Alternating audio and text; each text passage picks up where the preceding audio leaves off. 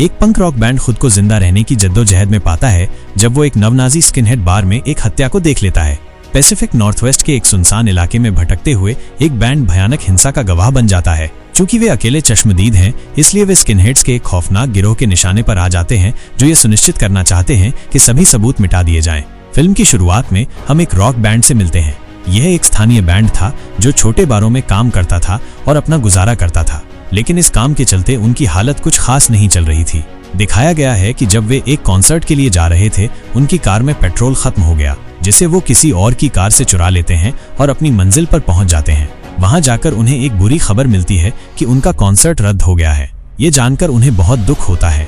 फिर मैनेजर उन्हें बताता है कि मैं तुम्हें एक और बात बताता हूँ, वहाँ तुम्हें अच्छे पैसे मिलेंगे, और वहाँ का मैनेजर भी मेरा भाई डैनियल है। ये सुनकर दोनों को उम्मीद जगती है। रास्ते में लड़का उन्हें चेतावनी देता है, हाँ, लेकिन वहाँ सावधान रहना, वहाँ सभी नाजी रहते हैं, यानी जर्मन सैनिक जो अभी भी हिटलर के सिद्धांतों का पालन करते हैं। खैर, अब वे उस बार में पहुंचते हैं और वहां डैनियल से मिलते हैं। डैनियल उन्हें किसी और के साथ एक ग्रीन रूम में ले जाता है, जहां से उन्हें आगे बढ़कर परफॉर्म करना था। अब चूंकि वो एक नौजवान था, इसलिए उसे वो करना पड़ा जो उसे करने से मना किया गया था। लेकिन वो जानबूझकर अपने अन्य दोस्तों के साथ नाजियों के खिलाफ एक गाना गाता है, जिसकी वजह से यहाँ का पूरा दर्शक उससे नाराज हो जाता है। लेकिन खैर, वो भाग्यशाली था कि यहाँ किसी ने उससे कुछ नहीं कहा। कॉन्सर्ट के बाद उन्हें पैसे भी मिले और वे बस यहीं से जाने वाले थे। तभी सैम को पता चला कि उसका मोबाइल फोन ग्रीन रूम में ही रह गया है। जैसे ही वो ग्रीन रूम में गया, वो बेहोश हो गया। जमीन पर एक लाश देखी। जिस लड़की की लाश यहाँ पड़ी थी, उसकी सहेली भी यहाँ खड़ी थी, जो रो रही है और कहती है, कृपया पुलिस को बुलाओ, मेरी मदद करो। पैक भी उसकी मदद करना चाहता था, इसलिए वो फोन उठाता है और जल्दी से कमरे से निकल जाता है। लेकिन फिर गैंगस्टर उसे पीछे से पकड़ लेते हैं। लेकिन उससे पहले वो पहले ही पुलिस को फोन कर चुका था। अब इस स्थिति को संभालने के लिए गैंगस्टर उन सभी को पकड़कर ग्रीन रूम में बंद कर देते हैं। उन्हें पता था कि पुलिस को यहाँ आना है। इस हत्या को छिपाने के लिए उन्होंने जानबूझकर दो लड़कों से लड़ाई करवाई, ताकि पुलिस को लगे कि उन्हें यहाँ लड़ाई के लिए बुलाया गया था। गैंगस्टरों का प्लान भी अच्छा चलता है और वे पुलिस को भी विचलित करने में सफल होते हैं। लेकिन अब सबसे बुरी बात यह थी कि ये चारों किसी के अपराध में फंस गए थे। इस दौरान हम देखते हैं कि इस बार का मालिक, जो उनका बॉस था, यहाँ आ गया था और वो पहले से ही उस हत्या के बारे में जानता था जो यहाँ होने वाली थी। दरअसल इस लड़की की हत्या और यहाँ जो कुछ भी हुआ, वो सब उसके आदेश पर था। अब बॉस यहाँ आता है और बिना किसी को बताए इस रासायनिक पदार्थ वाले आदमी की गाड़ी की जांच करता है, जहाँ से उसे पेट्रोल चुराने का सामान मिला। ये देखने के बाद बॉस अपने आदमियों को आदेश देता है कि उस लड़की की हत्या करने वाले दो लोगों को इस हत्या स्थल से भेज दें। ये बताने के लिए जैसे ही बॉस का सहायक ग्रीन रूम में आया, तो दोनों आदमियों के साथ मिलकर ये चारों भी यहाँ से निकलने की कोशिश करने लगे। लेकिन बंदूक की नोक पर ये गैंगस्टर इन चारों को यहीं रोक देते हैं। एम्बर, जो मर रही लड़की की दोस्त थी, उन्हें बताती है कि तुम्हें यहाँ रोका जा रहा है ताकि वे तुम्हें मार डालें, क्योंकि आप उनके रहस्य को जानते हैं। वे आपको ऐसे ही जाने नहीं देंगे। वे यहाँ से भागना चाहते थे, लेकिन जिस गार्ड के हाथ में बंदूक थी, वो उन्हें ऐसा करने से रोक रहा था। वैसे भी इस दौरान बॉस उनके कमरे से बाहर आ जाता है, जो गार्ड को यहाँ दरवाजा खोलने के लिए कहता है। ये लोग समझ गए कि उनके मरने का समय निकट है। वे जानते थे कि अगर दरवाजा खुलता है तो वे मर जाएंगे। तो अपनी जान बचाने के लिए ये चारों मिलकर गार्ड पर हमला कर देते हैं। गार्ड उसे नियंत्रित करता है, जबकि उसका दूसरा साथी उसके हाथ से बंदूक छीनने में सफल रहा। बॉस बाहर से बार बार दरवाजा खटखटा रहा था, लेकिन ये लोग दरवाजा नहीं खोल रहे थे। वो थक गया और चला गया। वो ये भी जानता था कि उन्हें यहाँ से निकालने के लिए उसे कुछ और करना होगा। इसके लिए सबसे पहले उसने अपने बार के सभी लोगों को यहाँ से निकाल दिया। इसी बीच हमने देखा कि डैनियल भी यहाँ आया, वही लड़का जो उनसे पहली बार इस बार में मिला था। जबकि कमरे के अंदर से ये पूरा समूह यहाँ से निकलने के लिए एक गुप्त रास्ता ढूंढ रहा था। जब ये लोग ऐसा कर रहे थे, तभी उनके साथियों में से एक को फर्श के नीचे एक बंकर मिला। इन लोगों के इस बंकर को खोलने और अंदर जाने से पहले बॉस फिर से दरवाजे से बाहर आया, जो उससे बात करने लगा था। वो कहता है कि मुझे वो बंदूक दे दो जो तुम्हारे पास है, क्योंकि उस लड़की की हत्या इसी बंदूक से की गई है, और अगर तुमने मुझे ये नहीं दी तो तुम बिना लाइसेंस के बंदूक के साथ फंस जाओगे, और दूसरी बात, मैं तुम्हें इस लड़की की हत्या के आरोप में डाल दूंगा। ये सुनकर ये लोग डर गए और पैट अब दरवाजा खोलकर बॉस को बंदूक देने जाता है।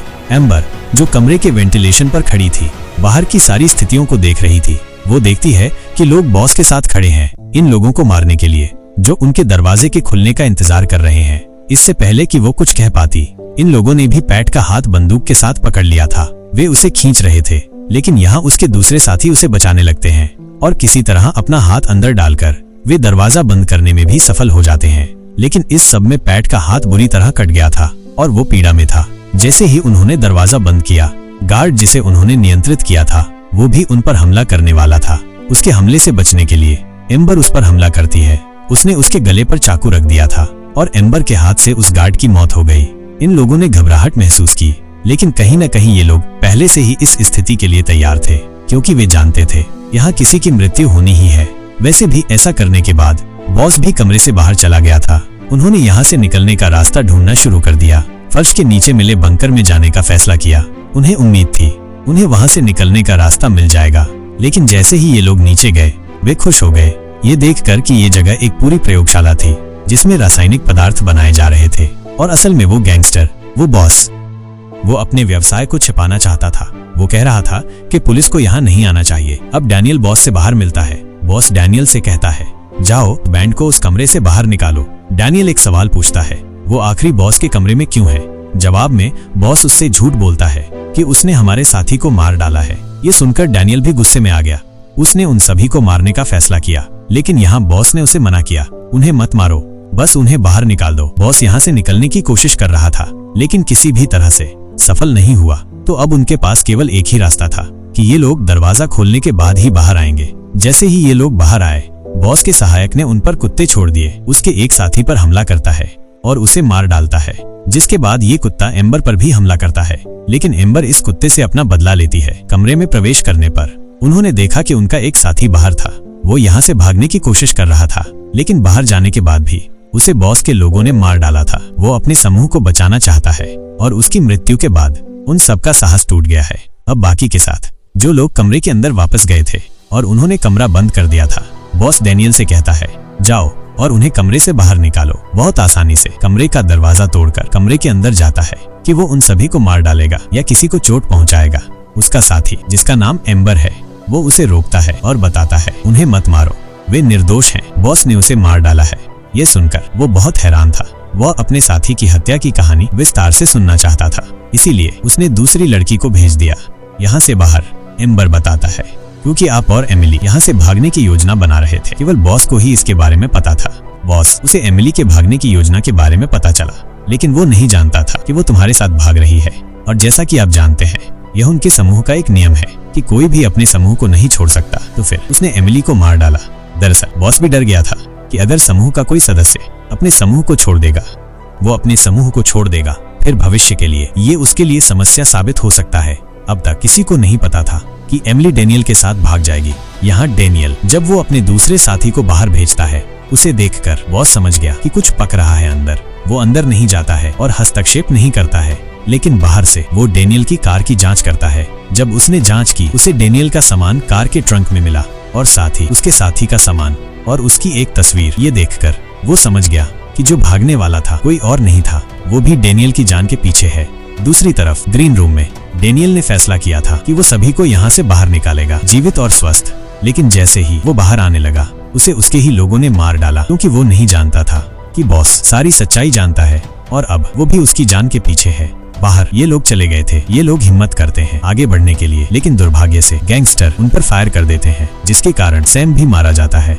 अब केवल पेट और एम्बर, जो दोनों डरे हुए ग्रीन रूम में वापस आ गए। वे बहुत डरे हुए थे, उन्हें नहीं पता था अब उन्हें क्या करना था। बॉस भी अब दरवाजा खोलने की कोशिश नहीं करता है, लेकिन वहाँ वे अपने कुत्ते को छोड़ जाते हैं और चले जाते हैं। यहाँ स्थिति उनके लिए थोड़ा नियंत्रण में आ गया। जो बहुत प्रतिभाशाली था, वो अजीब शोर करता है, कुत्ते को डराता है और उसे दूर भेज देता है। और फिर दो आदमी उन्हें यहाँ छोड़ दिया। बॉस का सहायक पीछे से बाहर आया, उन गार्डों को देख और एक बंदूक देखकर पेट के हाथ में पूरे दिन डरा हुआ। वह जानता था कि अब पेट उसे मार देगा।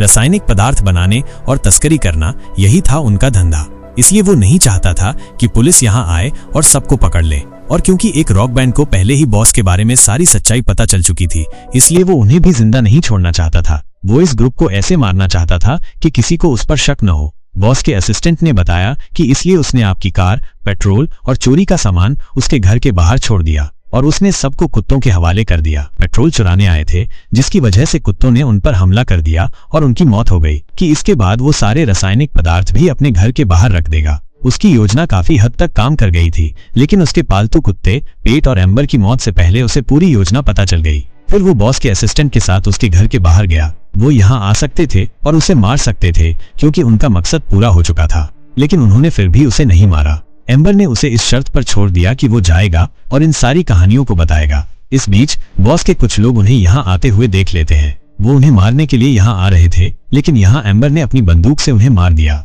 गोलियों की आवाज सुनकर बॉस भी घर से निकला। उन्हें देखकर वो उन्हें अपनी पिस्तौल से गोली मारने वाला था, लेकिन एम्बर ने पहले ही उसे गोली मारकर मार दिया। इसके बाद दिखाया जाता है कि अब पेट और एम्बर जिंदा थे, जो यहाँ पुलिस का इंतजार कर रहे थे। वो अपने साथियों की मौत से दुखी थे, लेकिन चुप थे और एडी को ये सब दिखा रहे थे। यहीं पर यह फिल्म खत्म होती है।